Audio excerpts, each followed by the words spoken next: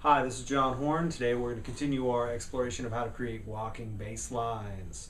Last time we talked about how to create a walking bass line for a 1-6-2-5 progression, and each chord lasts for 2 beats. Today we've expanded the progression so that each chord lasts for 4 beats apiece. And then we'll create bass lines for each of those. Let's talk about our finished product. This is example number 4 if you happen to be looking at the handout. And this is what it's going to sound like.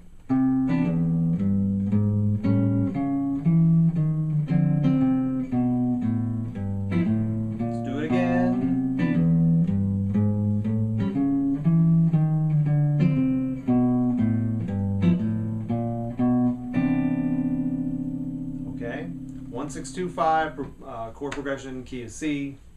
It's not too hard. Now, I want to address just a tiny little bit of theory here, not too much, before we go on.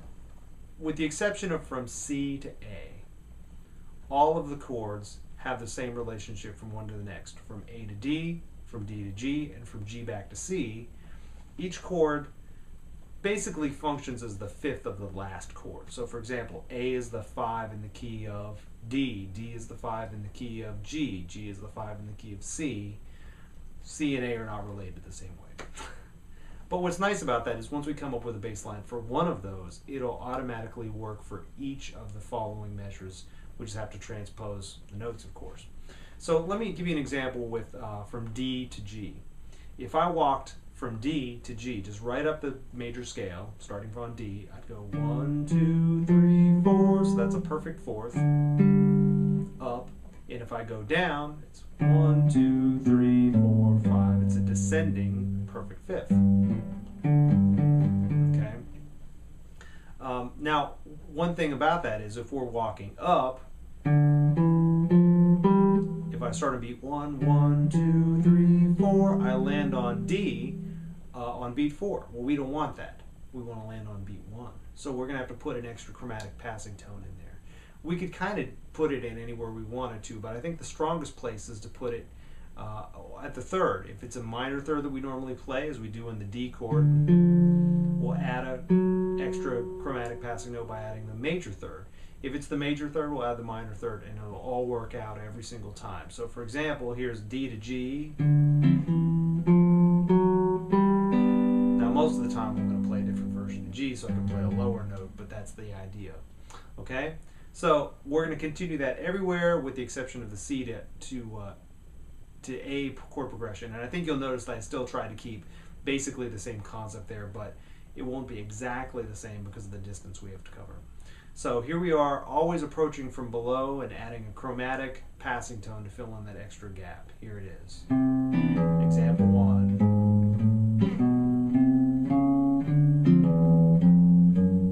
And you'll hear it works all the time. Let's do it again.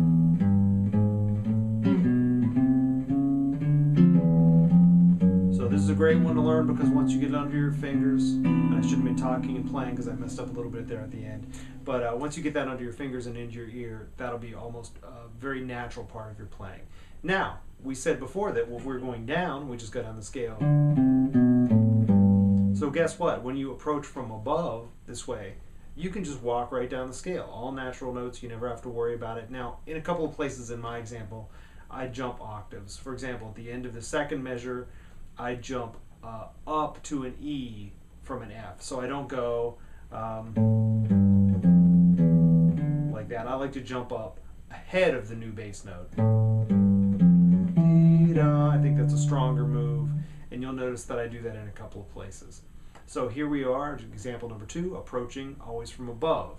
Again, C to A is a little different.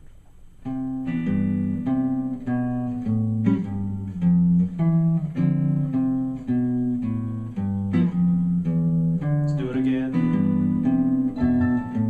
Sorry about that, that's my computer.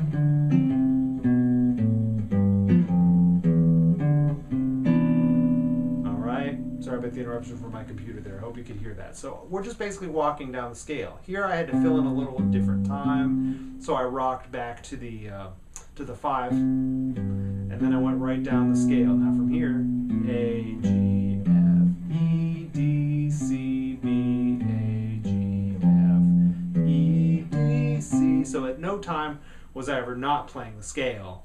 I'm just simply switching octaves here and there. The third example is called enclosing the root. What I mean by enclosing, it means that I'm going to play notes on either side of our bass. Sometimes I'm going to play above, and sometimes I'm going to play below, and sometimes I'll play more than one note above or below. Let me give you an example here. Actually, let me just play the example, and then I'll walk you through the details. Number 3, enclosing the root, will sound like this. And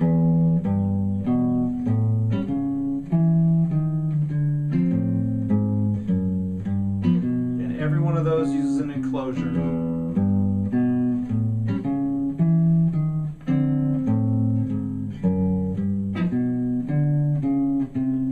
Again, I have to use chromaticism in order to kind of make it fit. But the idea is, let's take the A.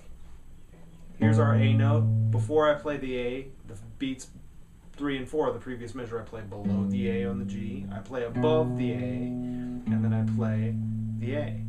Okay? So that helps you fill in a lot of that measure right there.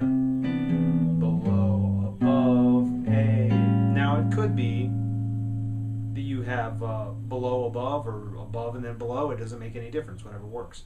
Now again, in this measure I'm playing the third, and then I'm playing 2 notes above the chord. So I'm viewing all 3 of those notes as an enclosure. Our target is D. I'm playing below it, I'm playing above it, I'm still playing above it, and then I land on the D. So A, below, above, descending still. Okay, now from D to G, I'm thinking, okay, I'm going to G, so I'm A, that's above the root, and then I'm still above the root, and then I'm below it, and then I hit the root. So enclosures don't have to be simply only one note above and one note below. It could be a couple of steps above and a couple of steps below, and then finally hitting the root. But we're sort of honing in on that root, right? Homing in on it, whatever. Anyway, and then finally the last one, same thing. Below the C, above the C, still coming from above the C a half, stepping back to it. So number 3.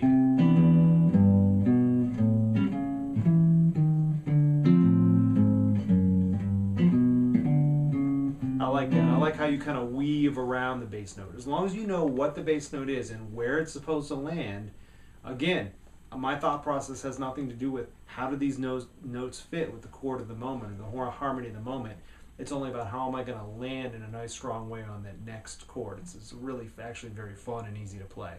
So once again, number 4, I'm doing a little bit of all of those things. Here I'm coming from below. Now I've got an enclosure. Now I'm going straight down the scale. Now I'm coming from below again using some chromaticism. And there you go. Now, check those out. Pretty easy bass lines. Actually, in some ways, very easy. There's not that much here. Those 3 examples. Next time we're going to use all of these examples and the ones we learned before where we have some chords that last for 2 beats apiece, and we're going to play blues with them, which will be very fun to fit them to a whole song. So until next time, keep practicing.